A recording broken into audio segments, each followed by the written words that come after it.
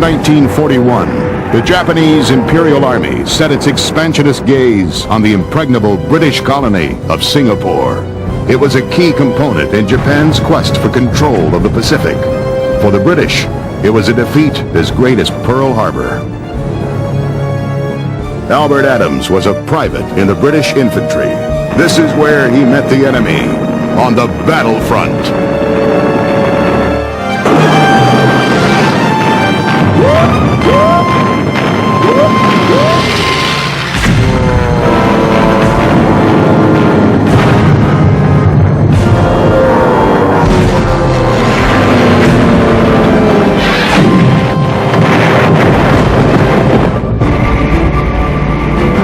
Until late 1941, the British are fighting a war against the Germans at their doorstep. But a new offensive is about to take place at a more distant location in the British Empire. October 1941, Japan completes final preparations for war. A prime objective is Malaya because of its rich natural resources of rubber. But to take Malaya, Japan must also conquer Singapore, the most heavily armed fortress in the world. For more than 100 years, Great Britain has dominated Singapore. British military experts have long believed that any invasion of Singapore would come from the sea. The world's largest fixed long-range guns guard the south, east, and west approaches to the island from attack. Army Commander General Sir Arthur Percival anticipates enemy landings at beaches in Siam and northern Malaya, then a drive down the peninsula to Singapore.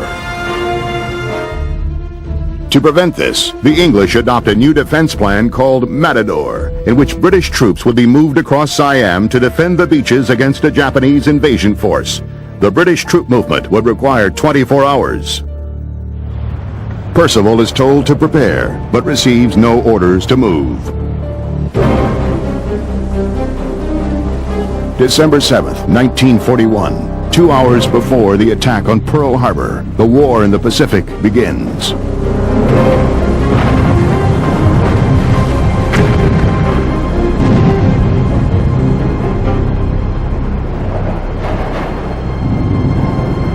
Japanese troops under the leadership of General Yamashita are to land at the same beaches that Percival wanted to defend in Plan Matador. 3 of the toughest divisions in the Imperial Army make up the invasion force. The 25th Army that invaded Singapore was one of the best trained forces that the Japanese Army had. They'd been trained in jungle warfare, they'd prepared for this, they'd even done something unusual for an army certainly, to rehearse amphibious landings. So this was a crack force. One landing was actually in Malaya, and they expected to meet resistance, but they didn't. British troops are unable to reach the beaches in time to stop the invasion. Japanese planes make their first airstrikes from bases in occupied Indochina.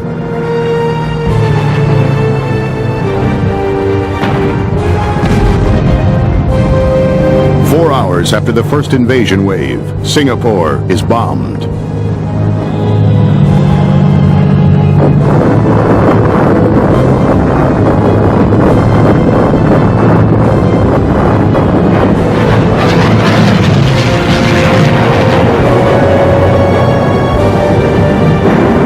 The British have no idea how many Japanese soldiers have landed.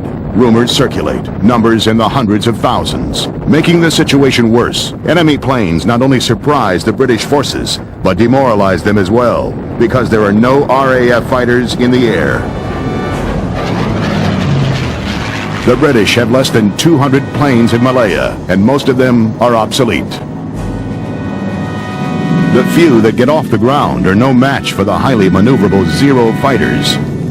Only 50 British planes survive the attack. Within 24 hours, the air over Malaya and Singapore is controlled by the Japanese.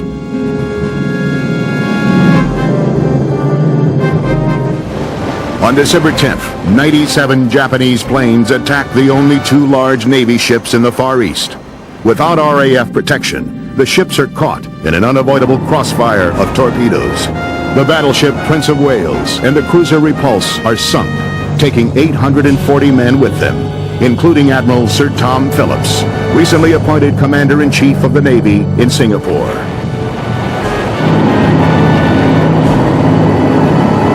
battle would affect the future strategy of war.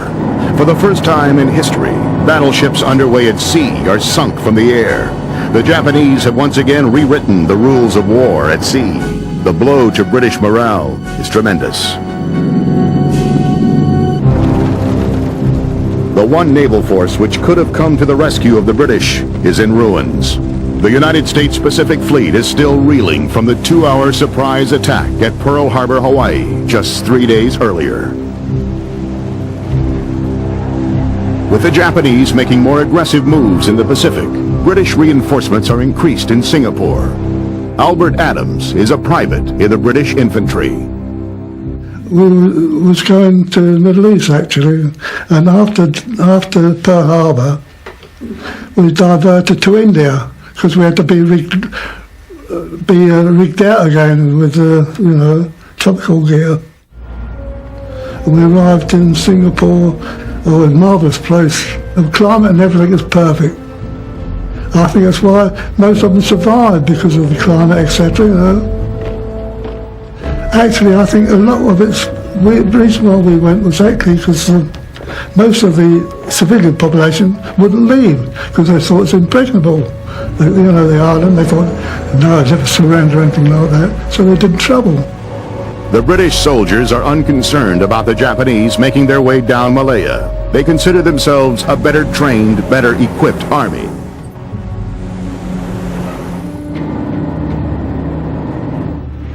With complete air superiority, Japanese ground forces now push down the Malay Peninsula by whatever means possible.